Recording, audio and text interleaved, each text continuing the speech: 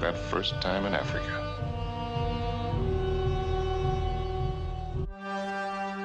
Cinema is the youngest of the major art forms being practiced in the world today. If it were not for the invention of the mechanical camera during the first industrial revolution, this creative practice would not exist because of how early analog still photography and filmmaking was intrinsically and inflexibly tied to its tools of production. Cinema can be defined as the art of motion picture photography, and that came into being decades later with further technological advancements in the field of photography in the late 1800s, thanks to the work of innovators like Edward Muybridge. The 19th century English photographer is most famous for an animated composition of still photos known as The Galloping Horse, made in 1887, a pioneering work of chronophotography. Cinema as we know it today was not fully realized as an art form until the end of the 19th century with the development of the cinematograph motion picture system by Auguste and Louis Lumière, known collectively as the Lumière brothers. Britain's colonial office approached the topic of film in the colonies from two main viewpoints. One, how cinema affected the economic and political interests of the imperial power. Two, how the imperial power might use the cinema to promote what it determined to be the economic, social, and moral welfare of colonial peoples. In the first viewpoint, the disagreeable depictions of the white people in popular films of the time was seen as a threat to the assumed moral superiority and racial supremacy of the colonizers. Sir Hesketh Bell, who served as a colonial governor in Uganda between 1905 and 1908, was one of the colonial policymakers most vehemently opposed to Native Africans being exposed to cinema. A famous quote of his is, "The success of our subject races depends entirely on the respect we can inspire. The damage has already been done in India and the Far East, but there is still time to avert similar damage in our tropical African empire."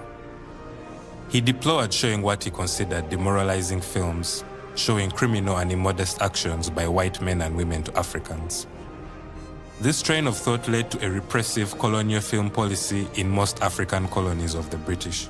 A prime example being the censoring of the films of Charlie Chaplin, who was arguably the biggest star in cinema at the time. Most of the films exhibited were usually from the popular American Western genre and colonial propaganda films. What the colonial administration chose to do was to instead harness the power of the cinema to educate and inform native Ugandans on issues to do with health, hygiene, and agricultural best practice. This was conducted by instating what they called the Bantu Education Kinema Experiment. The experiment was carried out in East and South Central Africa between March 1935 and May 1937. And they used the character called the Kapere. That's why in Uganda, especially in the central, the shirts, the checked shirts are called the Kapere. Because that man who used to, they used that the main character. They called him Kapere. Kapere could build a house without ventilators. And problems always happen to him.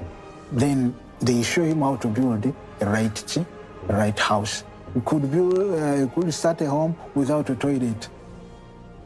And then they teach the masses how to build it. Before you, in Uganda, or Uganda especially, before you start building a main house, toilet first.